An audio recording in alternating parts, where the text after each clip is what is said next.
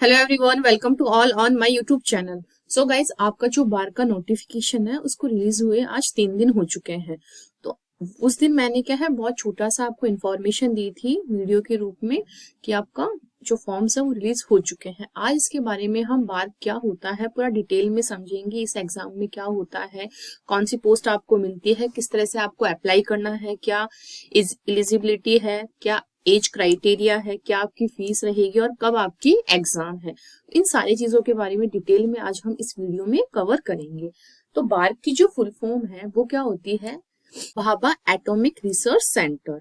ये है recruitment of scientific officers in the department of atomic science, sorry atomic energy. फिर है ये जो पोस्ट होती है ग्रुप ए की पोस्ट है of government of India through the Bhabha atomic research centre training schools. अब हम इसको पूरा वॉशर को इंफॉर्मेशन जो है उसको पूरा डिटेल में कवर करते हैं। ये एग्जाम जो होती है OCES/DGFS 2025 के अंडर होती है। अब हम देखते हैं OCES और DGFS क्या होता है।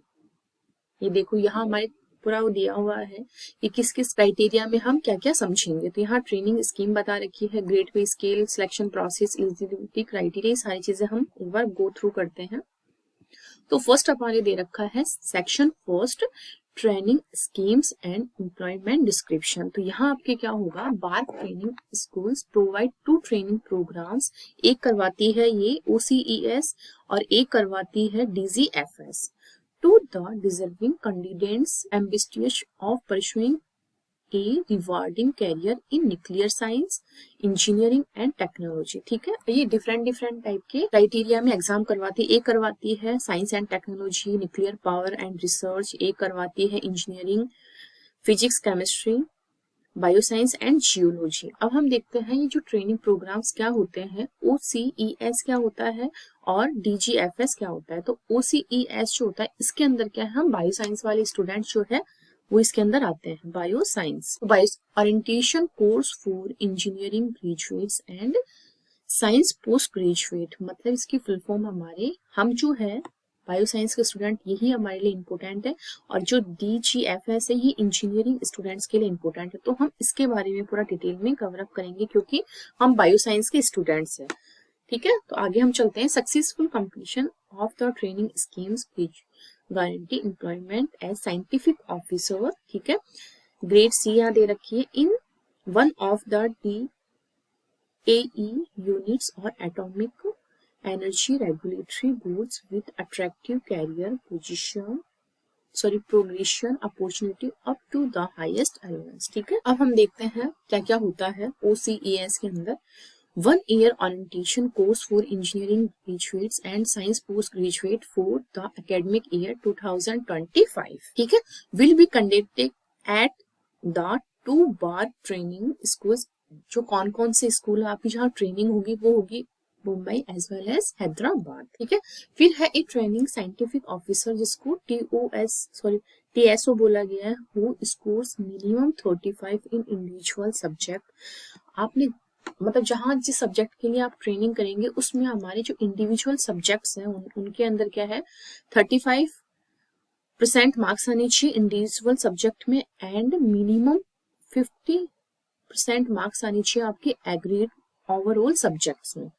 is declared to have passed the course successfully and successfully TSOs will be posted at scientific officer C in one of the following DAE units। ठीक है, अब यहाँ कौन कौन से आपके यहाँ दिए हुए यूनिट्स देखो, मुंबई में है हमारे, अलग अलग टाइप की, कोलकाता मान लो, हैदराबाद मान लो, अलग अलग टाइप की यहाँ इंस्टीट्यूट दिए हुए हैं।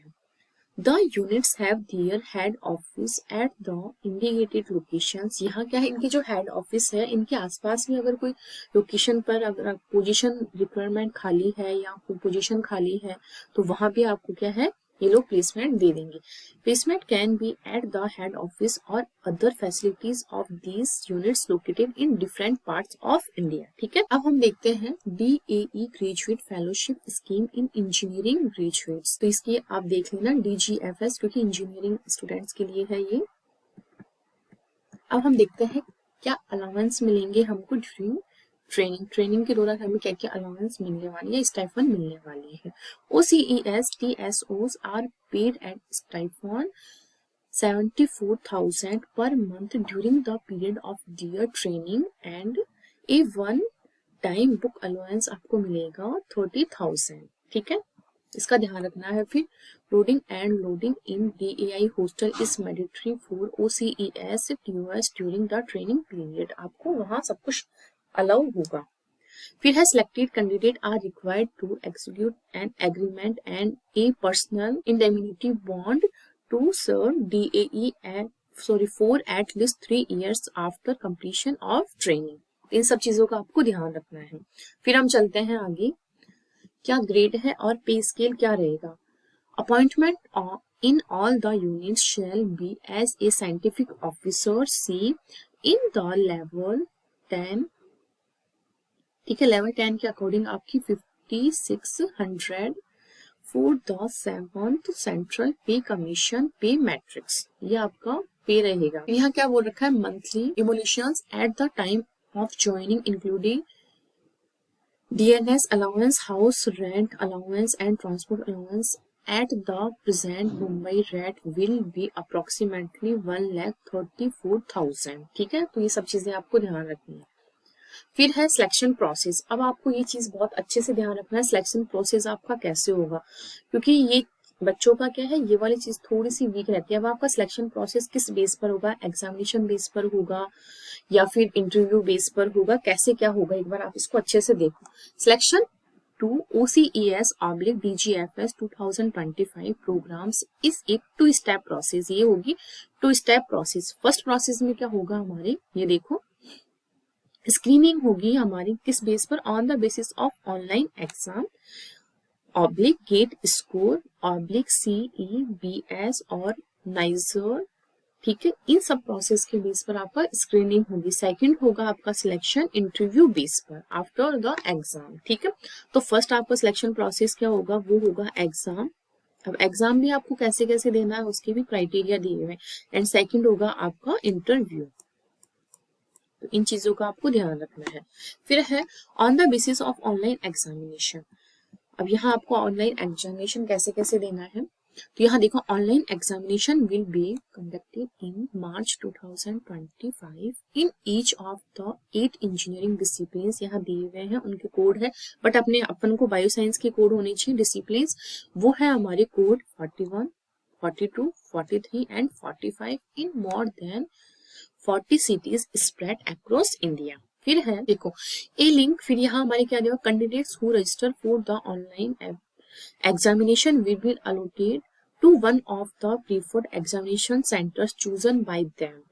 यहाँ क्या है, a link will be provided to all the valid registered candidate to confirm their participation in online exam. Once they confirm their participation, the allotment will be done on first come first reserve base. यहाँ क्या होगा, जैसे कि आपका आसपास का area है, अब वहाँ आसपास के एरिया में अगर कोई आपके यहाँ सिटी है एग्जामिनेशन के लिए, अगर वहाँ किसी और बच्चे ने, बहुत दूर के बच्चे ने अगर वहाँ अलॉट कर लिया है अपने आप को, तो उसको वो सीट मिल जाएगी कि वहाँ आपका सेंटर आएगा। अगर जो पहले मतलब first come first serve basis पे यहाँ काम होगा।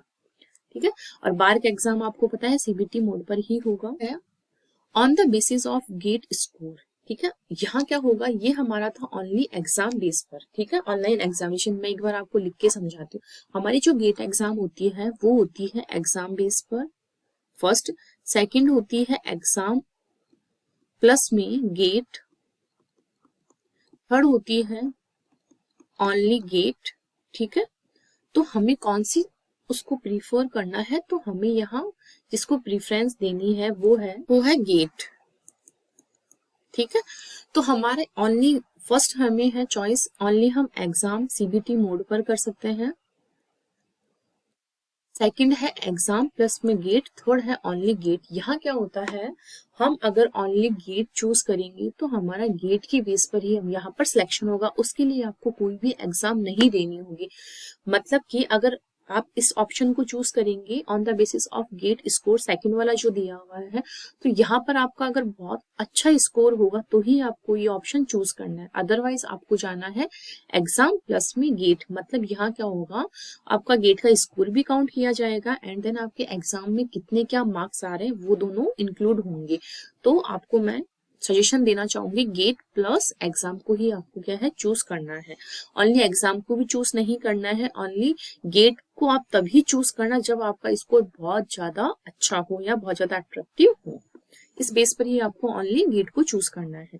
और यहाँ candidate who meets all the eligibility criteria has mentioned in the section 4 will be screened in the selection interview on the basis of GATE score 2023 का होना चाहिए, 24 का या फिर 25 का। ठीक है, तो वही लोग करें जिनका स्कोर बहुत अच्छा हो। अब एक बेस है हमारा, 3 बेसिस पर हो रहा है, on the basis of CGBS score of CEBS या नाइसर NISER। ठीक है, तो यहाँ क्या होगा, हमारा मास्टर डिग्री होनी चाहिए physics, chemistry and bioscience from university of Mumbai, department atomic energy centre for excellence in basic science. ठीक है, तो यहाँ क्या है, हमारे जो मतलब कि ग्रेजुएशन हमने की है उन सब्जेक्ट्स में आपका क्या स्कोर है उस बेस पर भी आपको काउंट किया जाएगा।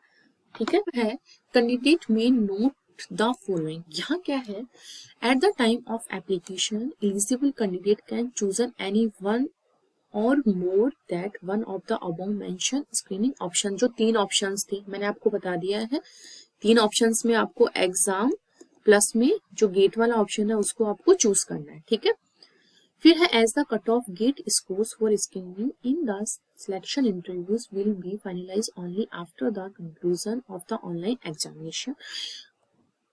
फिर है candidates are advised to maximise their chance of being screen in the selection interview by living or more than one of the screening channels oblique options. यहाँ क्या है, GATE score, online exam plus में CGPS score of NISER as detail about जो आपको दे रखी है। फिर है यहाँ पर हमारी ये देखो, फिर है कैंडिडेट जो है अलोटेट रहेगी एग्जाम जो सेंटर से आपको चूज करने के लिए। फिर यहाँ मैंने ये सारी चीजें बता दी है, ये थोड़ा ऊपर चला गया है। हाँ, फिर है candidates who OPS for screening through online examination CBT mode पर होगा, will be allotted to one of the exam cities of their chosen given during online registration subject to availability. यहाँ क्या दिया हुआ है, आपको अभी फॉर्म भरना है लेकिन आपकी सिटीज कब अलॉट होगी, आपके आसपास कौन सी सिटी है जहां पर आपका सेंटर आएगा, तो उसके लिए आपको वापस से फिल करना है। ठीक है, admit card oblique hall tickets will be generated for download of the same alert by messages या फिर हमारे ईमेल्स। आपको हमेशा चेक करते रहना है emails as well as messages. ठीक है, अब है candidates are advised to visit this website regularly for updates in this regard. आपको कंटिन्यूअस बेस पर क्या है, आपको चेक करते रहना है क्या अपडेट्स आ रहे हैं इनकी वेबसाइट पर, क्या नहीं आ रहे हैं। अब है the candidate who has of that screening on the basis of GATE score only या फिर NISER if applicable only will not be allotted an examination slot for the online examination। अगर जिस बच्चे ने ओनली गेट स्कोर भरा है या फिर नाइजर भरा है उनका सिलेक्शन ओनली इंटरव्यू बेस पर ही होगा, उनके लिए कोई भी सीटी अलॉट नहीं होगी एग्जामिनेशन के लिए। ठीक है, in case of candidates who opt for screening on the basis of online examination along with gate score या फिर niger, they will also be allotted exam slot. ठीक है, यहाँ एग्जाम प्लस में आपने अगर गेट स्कोर भरा है या फिर एग्जाम प्लस में नाइजर अगर आपने भरा है तो आपको एग्जामिनेशन के लिए सीटीज जो है वो अलोटेड रहेगी। ठीक है, ये सब चीजें इसमें बता रखी है और अदर अपॉर्चुनिटीज भी यहाँ कुछ बता रखी है। ठीक है, candidates applying for OCES may be consider as direct recruitments in institute of plasma research Gandhinagar है। फिर such candidates will be governed by stipendary norms of Institute of Plasma Research and Terms and Service Conditions IPR on absorptions। ठीक है, अब हम चलते हैं आगे। अब है सिलेक्शन इंटरव्यू बेस पर कैसे होगा। ये देखो, selection interviews of short listed candidate will be conducted in Mumbai, ठीक है, सबका मुंबई में होगा। यहाँ एक्सेप्शन है जियोलॉजी, जियोलॉजी का हमारे हैदराबाद में होगा और उसके अलावा जितने भी सब्जेक्ट्स हैं हमारे उन सबका जो इंटरव्यू होगा वो मुंबई में होगा। और आपको क्या है, आपका जो भी खर्चा लगेगा वो सब चीजें आपको ये लोग अलाउ कर देंगे, ठीक है, वो आपको देंगे ये लोग, ठीक है, इसमें दिया हुआ फिर है।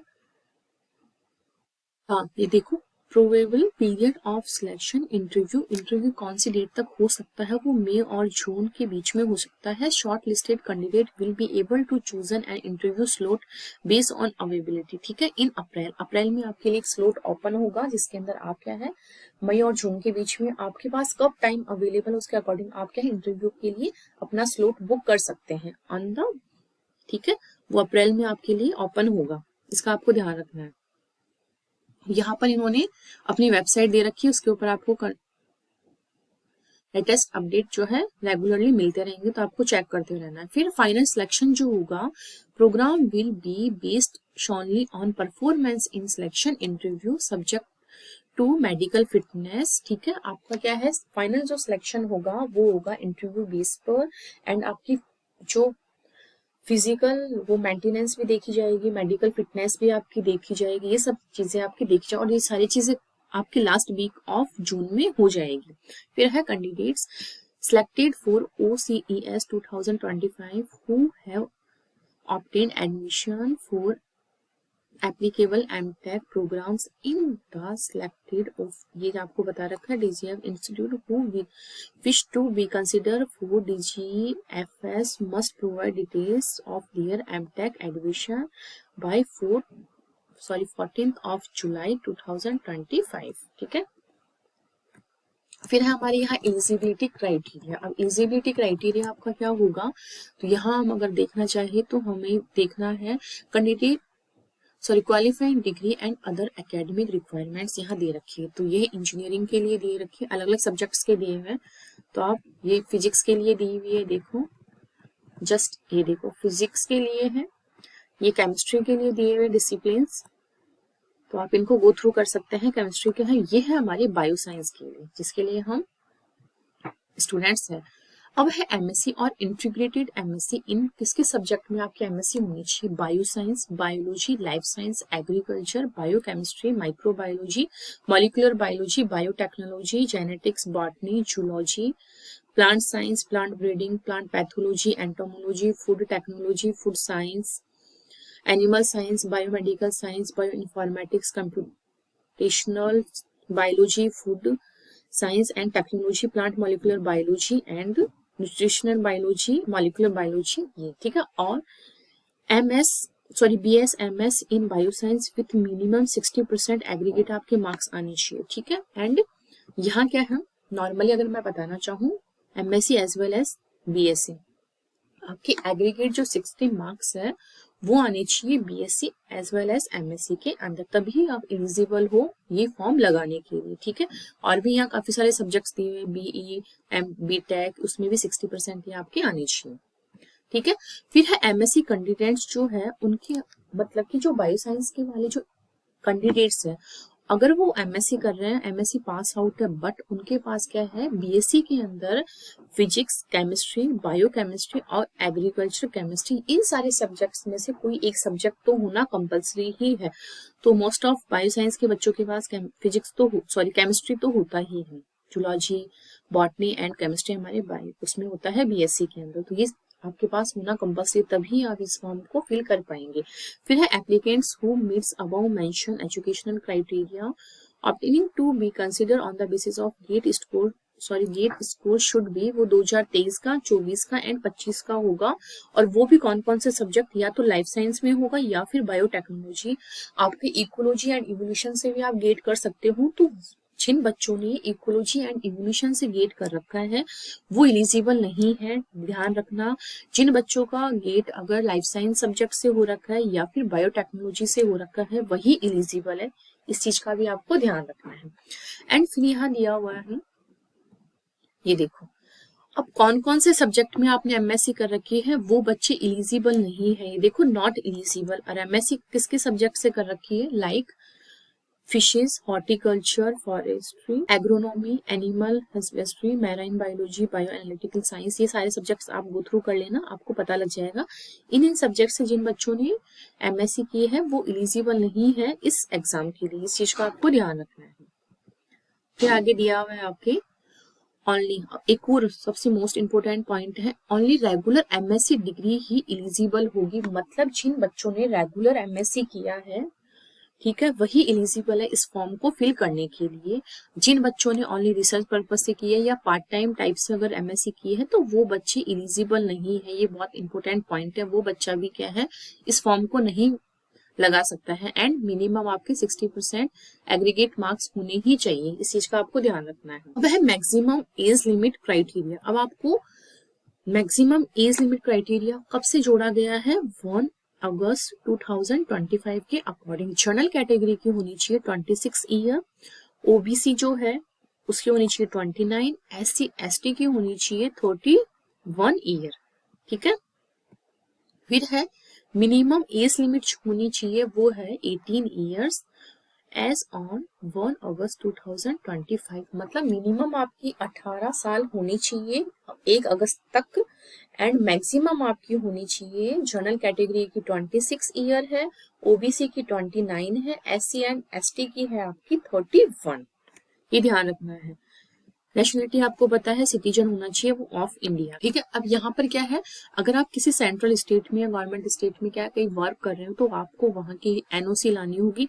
अगर अदरवाइज आप नहीं लाते हो इंटरव्यू तक तो आपका फेल क्या filling which they may not be interviews. मतलब एग्जाम आपका हो गया, इंटरव्यू के लिए आप सिलेक्ट हो गए, तब तक आपको एनओसी लानी है जहां आप प्रेजेंट में वर्क कर रहे हैं, वरना आपका इंटरव्यू नहीं होगा। इस चीज का भी आपको ध्यान रखना है, ठीक है। जो एप्लीकेशन आपकी फीस है वो रिफंडेबल नहीं है, 500 फीस लगेगी बट रिफंडेबल नहीं है। Candidates awaiting final result and or appearing in qualifying exam in academic year 2024 and 5 या फिर गेट 25 में ऑल्सो अप्लाई। मतलब कौन कौन से बच्चे अप्लाई कर सकते हैं? जो बच्चे मतलब कि वेट कर रहे हैं फाइनल रिजल्ट का, या फिर एमएससी के अंदर अभी वो उनका एमएससी चल ही रहा है तो वो भी अप्लाई कर सकते हैं। If selected candidates who are eligible in all other aspects but are graduating in the academic year 2024-5 and waiting final results will be allowed to commence training course work, ठीक है। आपका सब कुछ कंप्लीट हो जाएगा, उसके बाद के आपको आपका जो फाइनल रिजल्ट है वो आपको सबमिट करवाना होगा। वो कब तक है कंप्लीट? बिफोर आपको सारी चीजें कंप्लीट करके दिखानी है 31 जुलाई 2025 तक, ठीक है। जो भी आपका रिजल्ट एविडेट है, सब कुछ आपको जो प्रोसेस है आपकी, सब कुछ करने के बाद ये सब चीजें आपको अपलोड करनी ही पड़ेगी 31 जुलाई तक। अगर उससे पहले आपने फॉर्म भरा है, सब आपका सिलेक्शन हो गया बट आपका रिजल्ट नहीं आए तो आपको ये लोग मानेंगे नहीं क्वालिफाइंग, ठीक है। अब आपको कैसे अप्लाई करना है, ये सब चीजें ऑनलाइन मोड पर होगी, ठीक है।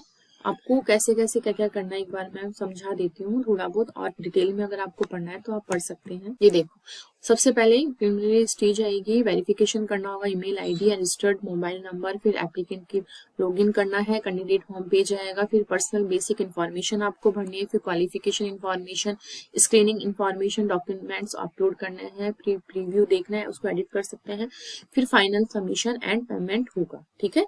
और इस तरह से आपका रजिस्ट्रेशन नंबर जनरेट हो जाएगा, ठीक है। इस तरह से आपको फॉर्म भरना है, और फॉर्म का कैसे कहाँ आप अटकते हो सारी चीजें यहाँ प्री प्रोसेस भी दी हुई है, आप इसको गो थ्रू कर सकते हैं अपने लेवल पर। इंपॉर्टेंट जो पॉइंट्स थे वो मैंने आपको सारे क्लियर कर दिए हैं, और अगर कुछ रह रहा है तो एक बार फोटो की साइज क्या रखनी है आपको, सब कुछ यहाँ दिया हुआ है, लेटेस्ट फोटो होनी चाहिए। और आपकी जो फीस है वो ध्यान रखना नॉन रिफंडेबल है, आपको रिफंड नहीं की जाएगी, ठीक है। यहाँ भी दे रखे हैं अलग से सब्जेक्ट्स आपके बायो साइंस की, ठीक है, ध्यान रखना है आपको इसको भी। है ऑनलाइन, अबाउट ऑनलाइन एग्जाम, इस एग्जाम के बारे में हम जानते हैं। ऑनलाइन एग्जाम होगी, आपको पता है, means that the candidate sits in front of a computer at the examination centre, ठीक है। अब यहाँ हमारे क्या होगा, ईच क्वेश्चन जो होगा वो 3 मार्क्स का होगा, एंड टोटल जो क्वेश्चन होंगे वो हमारे 100 होंगे एंड 120 मिनट के। कहने का मतलब है आपके पास 100 क्वेश्चन रहेंगे, क्वेश्चन नंबर है हमारे 100, एंड हमारे कितने मिनट्स हैं हमारे पास 120 मिनट्स मतलब 2 आवर्स हमारे पास रहेंगे। अब 2 आवर्स में आपको 100 क्वेश्चन करने हैं और पर क्वेश्चन हमारा रहेगा 3 मार्क्स का, तो 3 मार्क्स का इक्वल्स टू 100 तो हो जाएगा 300 मार्क्स का हमारा क्या है पूरा पेपर है। अब वही बच्चा है 100 क्वेश्चंस को 120 मिनट में कर सकता है जो बहुत ज्यादा ब्रिलियंट हो, जिसका जो लाइफ साइंस है बहुत ज्यादा अच्छे से कंसेप्ट क्लियर हो।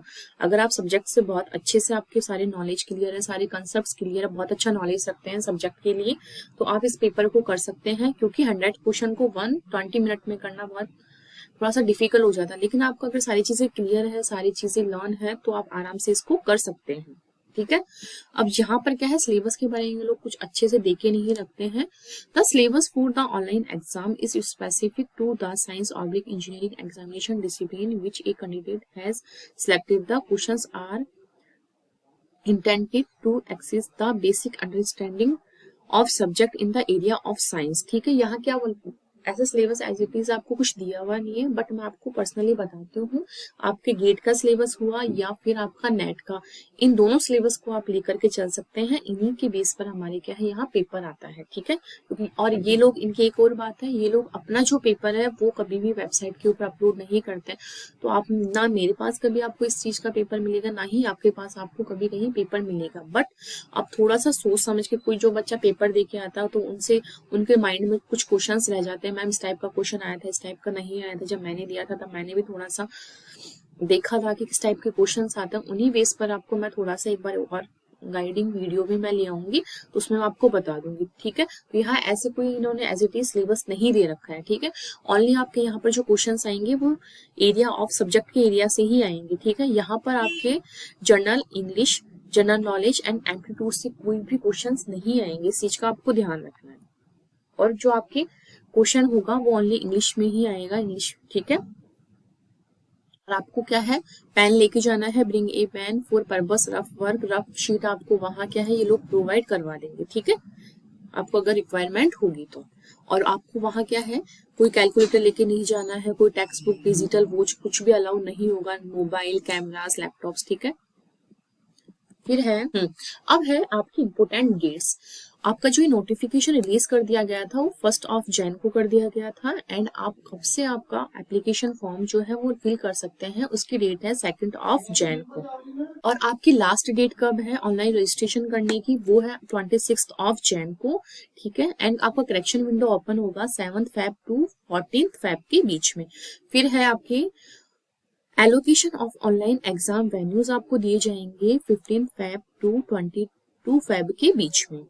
और एडमिट कार्ड आपको मिल जाएगा 25 फेब के बीच में। और ऑनलाइन एग्जामिनेशन जो होगी आपकी वो 8 टू 9 मार्च के बीच में।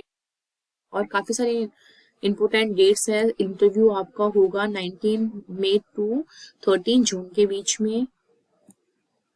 और फाइनल सिलेक्शन जो हो जाएगा बच्चों का, उसकी जो लिस्ट है आपकी आ जाएगी 1st वीक ऑफ जून। ठीक है, ये थी आपकी कुछ इंपॉर्टेंट डेट्स जो मैंने आपको बता दी है। ठीक है, और यहाँ वापस से एज लिमिट क्राइटेरिया ये सब बता रखा है, fees and maximum age limits यहाँ सब कुछ बताया हुआ है, तो आप इसको भी गो थ्रू कर सकते हैं। क्राइटेरिया है हमारा, ठीक है, कौन सा है जनरल क्राइटेरिया में आपकी 26 एज होनी चाहिए, 500 आपकी फीस है, ओबीसी में 29 है, 500 आपकी फीस है, SC ST में कोई फीस नहीं है, 31 इनकी एज होनी चाहिए। ठीक है, और यहाँ पर कुछ ऑनलाइन सिटीज भी आपको दी हुई है, तो आप इनको भी देख सकते हैं, कहाँ कहाँ से आप अपना फॉर्म भर सकते हैं। ठीक है, ये सब भी यहाँ पर दिया हुआ है, तो आप इनको भी देख सकते हैं। जो आपके नियर बाय आपके लोकेशन जो भी सिटी पड़ती है उसके अकॉर्डिंग आप इसको फिल कर सकते हैं। ठीक है, तो ये था पूरा डिटेल में पूरा बार्क के बारे में कि बार्क एग्जाम होता क्या है, इससे आपको कौन सा पोस्ट पर आप अलॉट होते हो, किस टाइप का एग्जाम है, एग्जाम की क्या एलिजिबिलिटी क्राइटेरिया है, आपको मैंने बता दिया। आप फॉर्म फिल करो तब गेट प्लस में आपको भरना है एग्जाम। ओनली एग्जाम भरोगे तो आपका ओनली एग्जाम बेस पर ही सिलेक्शन होगा। अगर ओनली गेट भरोगे तो ओनली गेट बेस पर ही आपका क्या है सिलेक्शन होगा। गेट प्लस एग्जाम करोगे तो आपके एग्जाम भी होगा एंड गेट का जो स्कोर है वो भी आपका काउंट होगा। इन सब चीजों का आपको ध्यान रखना। आई होप आपको सारी इन्फॉर्मेशन बहुत अच्छी लगी होगी। अगर अच्छी लगी हो तो प्लीज एक लाइक कीजिए, अपने दोस्तों को इस एग्जाम के बारे में बताइए। और अगर अभी तक आपने चैनल को सब्सक्राइब नहीं किया है तो प्लीज इसको लाइक कीजिए, सब्सक्राइब कीजिए, ज्यादा से ज्यादा लोगों को शेयर कीजिए। Thank you.